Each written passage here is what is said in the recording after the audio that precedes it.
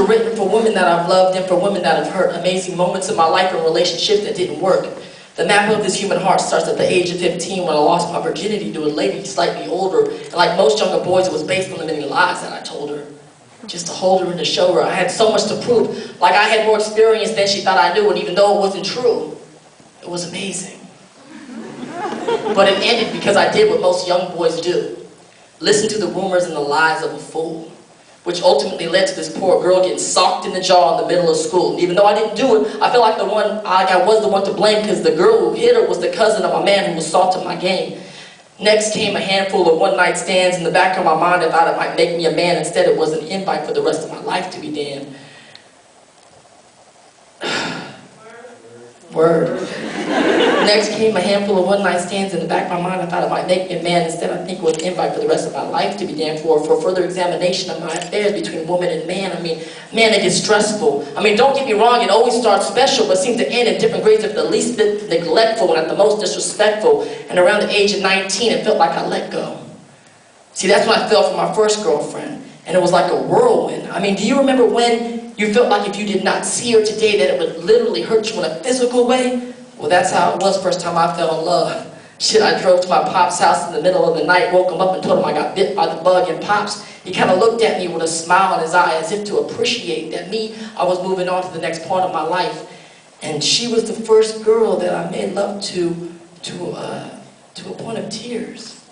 And I can still hear her whisper in my ear that she felt me melt into her when I was deep inside her. And with a statement like that, I knew the feelings that she felt for me were not minor, but major. And then I had this overwhelming feeling that I no longer wanted to date her. No, I know, it's not like I was trying to play her. It's just that in my heart, I knew I could no longer stay there. So that ended as quickly as it started. Accusations of me being cold-hearted, and here I stand, guilty as charged. Because it was dinner, Chinese food, and I was just like, yo, I ain't into this no more. She was silent. And then I hit it once more before I dropped her off at her front door. Why am I telling you all this shit? Because recently I had the realization, or at least I came to terms that in my many relations, there are many lessons that I did not learn. Even though I know I should have and I could have been a better man. Instead, I let her land on her face instead of helping her to land on her feet. Sometimes I ache for the company of a woman to make me feel complete. But that never works, because before I can be happy with you, I gotta be happy with me. Now the God in me sees the man I be fucking with mass girls causing mass insanity with no thoughts of family, simply recreation. And then I had the revelation that the dynamic of man and woman is creation.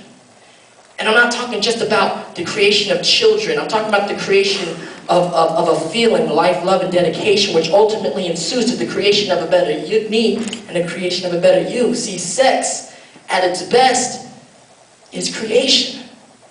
But at its least, it should at least be concentration. I mean, if I'm making love to you, I should be making love to you. You should be the first person that I see when I walk in the room.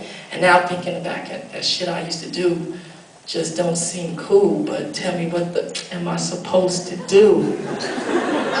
And then a wise man gave me a clue. He said the only way out is the way through.